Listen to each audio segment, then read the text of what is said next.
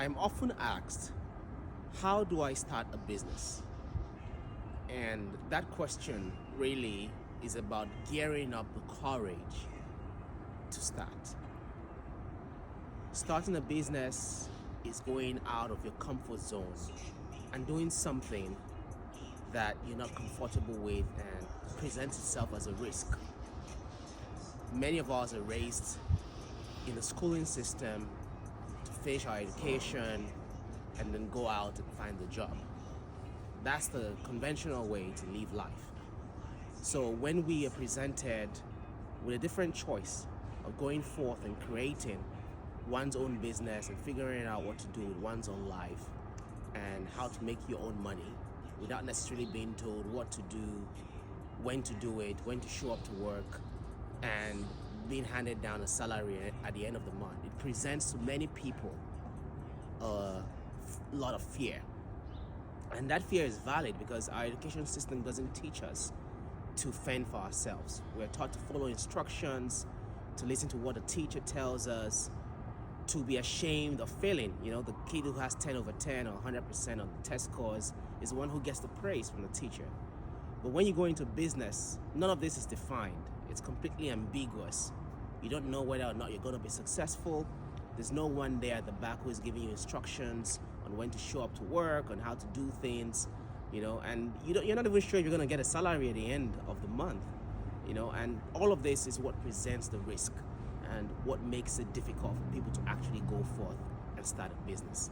This is why starting a business requires courage. It requires you just throwing away all of your fears, all of the conventions that you've been raised to think about, and just going forth and doing it. It starts from just making up your mind and then deciding that, hey, I'm gonna do this, and being comfortable with not having things being fully defined when you start out. And you need to be ready to make the sacrifices. Many people who want to start a business don't want to sacrifice. They want to keep on doing the same type of hours of entertainment, of getting home and watching the TV, of going out to the nightclubs on Fridays, of hanging out with friends. That's not what business requires. Business requires you to make a sacrifice. When I started RXL at Yale, I had to give up a lot of my social life.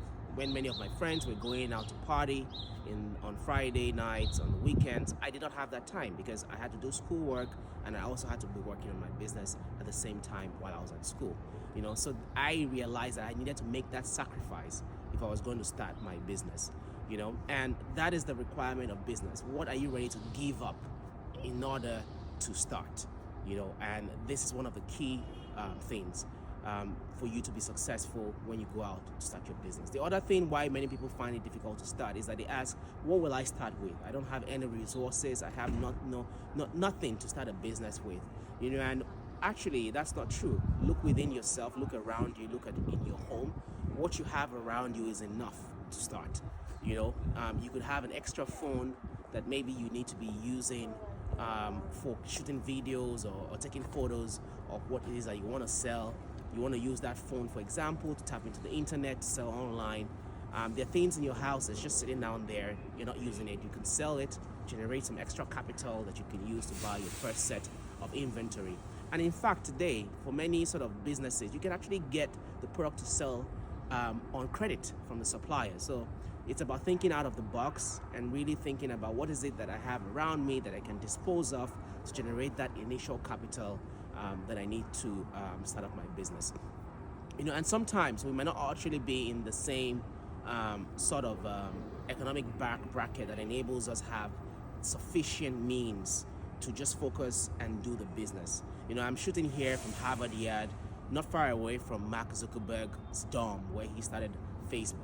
And he had the means of a high income background to be able to drop out of Harvard and just go focus on his business. But many of us don't have that. Sometimes you would need to work as you're building your business. That was my own scenario. I was a consultant at BCG, and as I was doing my consulting work, I continued to work at my company. And when it became too heavy for me, I then resigned from my day job and went full time to doing my business. So for many of us, we might need to make those trade-offs. But in any case, there's still the element of sacrifice. The fact that you will need to work longer and harder than your contemporaries and your classmates are doing, for you to be able to have the freedom. And sometimes this is the thing, many people are not willing to give up. The short-term suffering, the short-term sacrifices for long-term financial freedom. People are not ready to give that up, and so what ends up happening is that they give up on their dreams and they go forth and continue to do the 9-to-5 job. And after 60, when they cross 60 years, 65 years, they retirement, and the retirement savings doesn't give them the freedom they need to live for the rest of their lives. So are you really ready and willing to take the sacrifice now, to suffer now for a short time so you can gain the freedom on the long term? And sometimes some of us just need a kick in the butt to move out, and do the work. Maybe you need to actually get someone to terminate you from your job, or maybe you actually need to get someone to make you feel uncomfortable in your comfort zone so that you can get out and go forth and maybe desire to prove yourself. For many business people that I know, being successful in business is actually because someone kicked them out of a comfortable job, or because they were being bullied for being poor and they wanted to prove themselves and prove their worth. And so that's what led them to decide, I'm going to start a business, and eventually made them decide to go all out in there and be successful at it. So there are many scenarios as to what gives people courage, but ultimately to go out to do a business, you really need to have that courage developed from within yourself and have the why as to why it is that you want to go forth and do this. Ultimately, it's about yourself. It's about the financial freedom that success in business grants you. It's about what you can do with that extra time that financial freedom gives you for yourself, for your family, to be able to take care of yourself and your family. That's why you want to go forth and start a business. Beyond even just your preliminary self and family, starting a business is a way to give back to your community. It's a way to provide jobs. It's a way to solve specific social problems. So for us at RXall, for instance, we started out the business because we wanted to make sure that people had access to high quality medicines across Africa, and that's what has driven us as our mission. And along the line, we've been able to create hundreds of jobs, direct jobs. We've created over 1,000 indirect jobs. We've brought in investments into African economies, and we've done a lot of good just from the courage of me going forth and starting out. So what is the good that you want to do in the world?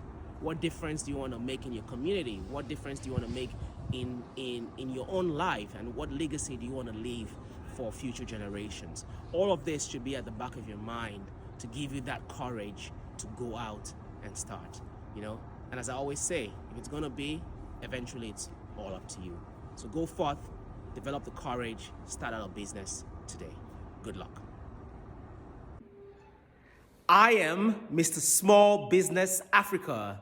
If you're a small business owner looking to grow your business this year, talk to RXall. They are leading providers of financing, software, and business practices that can help you take your business to the next level. Contact them at info@rxall.net or visit their website at www.rxall.net.